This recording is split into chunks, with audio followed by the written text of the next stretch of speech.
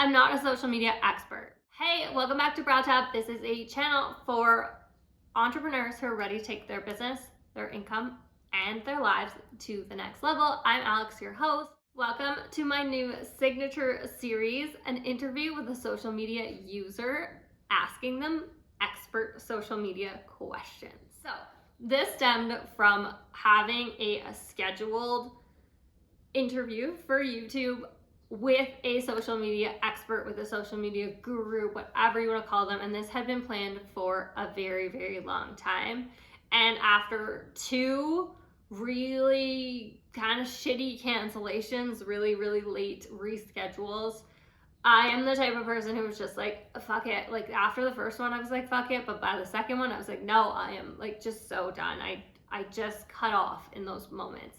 But I did spend a lot of time and energy prepping for this interview, creating these questions, asking my audience on Instagram what they wanted to know. So I still wanted to use this content. I still wanted to bring it to you. So I got creative and was like, hey, like what's a cool way that we can do this? So I decided I'm gonna take the questions and I'm gonna ask them to myself. I know maybe that sounds silly, but I have been using social media and Instagram specifically, for 8 years.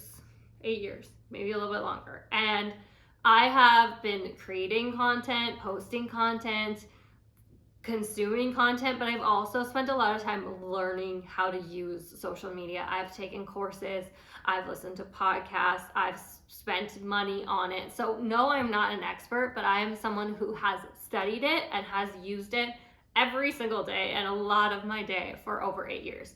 So I'm gonna ask myself the expert questions, and it's gonna be a signature series. I'm gonna divide it out over 6 weeks. I have 12 questions, so we're gonna do 2 questions a week. So let's get into it.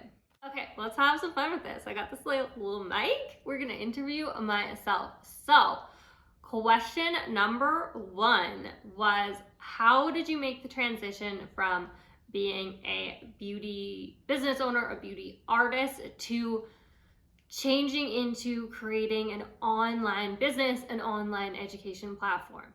Okay, so the transition happened, and it didn't happen overnight, and I even still to this day do still have my clients in the studio. So it doesn't mean that I've let go of my past career. But the transition happened because I wanted more. I had this like dream of first selling a product. It started as lashes and turned into actual microblading tools. And I did create my own product. I did sell my own product, but it transitioned from that to wanting so much more, to wanting to make money when I wasn't just sitting down with clients in the studio. I had this dream of being able to make money from anywhere at any time, when I'm on vacation, when I'm out with friends, when I'm sleeping, when I'm working on something else. That became my dream. And that's where the online education platform came from. And it came from a lack in the beauty industry. So I don't have a business background, but I have a background in economics. That's what my university degree is in economics. And so I really loved the business side of the beauty industry. I loved the back end. I loved keeping track of numbers. And I know that's really uncommon in our industry. And I noticed by talking to other artists, just by having friends, but also once I started selling my product, I was talking with lots of other artists. And the education around the business side of our beauty business was severely lacking. We went and took all these courses and we learned the skills and we put hours in practicing. But when it came down to actually running the business side of it, we really didn't know what we were doing. We were just kind of stitching it together, throwing whatever we could, figuring it out as we went. And yes, lots of us created success out of that, but it held a lot of people back, and there was a gap. Like it could have just been better. We could have had more strategy to create more success more quickly in a more organized fashion. And so that is where my transition started from. I saw a gap in our market, a gap in our industry, something that was lacking. And I was like, hey, this is actually one of my favorite parts. I love doing brows. I love being with clients, but I do love the back end. I was like, this is my favorite part of my job, of my career, of my business, and I want to share it with you. So that was how I started my transition from being an artist in the studio to being an online educator. Okay, question number 2 for today is how are some tips on creating content more efficiently, more quickly, creating more quick content.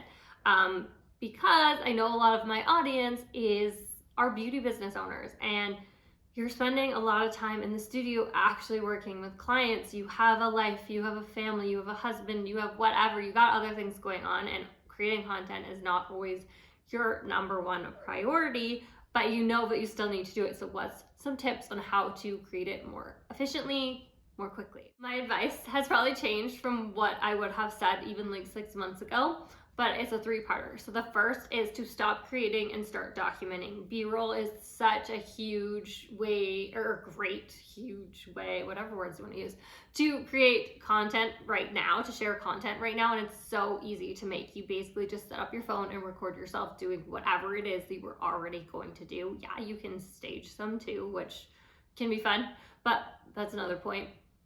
You're recording yourself already doing what you're doing. So if you were working on your computer, record that. If you're with a client, record that. If you're cleaning up, whatever it is that you're doing, record it, and then you can add a quote, some value, something to that video, and then add more in the caption, but you're not actually having to like sit down and record something specific. So that makes it a lot easier. And yes, of course, you're still gonna have to like create some content, but that cuts out a lot of it.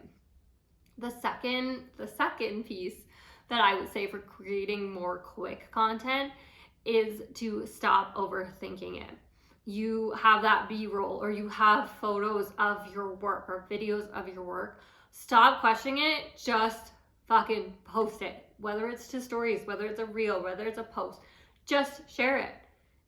That's the quick decision. Share it. It makes it so much quicker than sitting around thinking about it, wondering if it's good enough, picking apart a flaw that only you are going to see. Just share it, just get it out there. And number 3, and I'm going to explain this, is to batch content. So I know I said just document, but you're also going to want to batch a little bit. So you can create like staged B-roll, and you can batch that, or you can just record a whole shit ton of you doing actual B-roll. And why I say to batch it, and I used to be like a schedule batcher, not bachelor, a schedule batcher. So I would, like, on Mondays, I would create all of my content for the week, and like that is how I did it. I could not function otherwise. I had it scheduled in a social media automated posting scheduling platform. Now I like to post a little more on the fly. I like to document something and share that. But we of course always have days where things get busy, things run late, where it doesn't go as planned, and that is where batching comes in, where you can actually just use something that you already have saved, whether it's a fully created or it's just a video that you already have that you can add to it. You have something that you don't have to create from scratch. So I like to have at least 3 real drafts in my Instagram drafts. And then of course I have like a folder on my phone of B-roll. Whether I've used it before, you can use it more than once. Whether I've used it before or it's new, I have it saved to a folder on my phone. So if I need something to post, whether it's in a story or to actually make a reel, it is there ready for me, and I just need to add a little bit of content to it. So those are my 3 quick, effective ways of creating content: is record what you're doing, stop overthinking it, and then have some backups batched for those really, really busy days. That's it for this part of the signature series, asking a social media user expert questions. If you like this series, please hit like and subscribe. It's gonna be a 6-week series, so you're not gonna want to miss an episode. And if you hit subscribe, you won't miss one. I'll see you in the next video.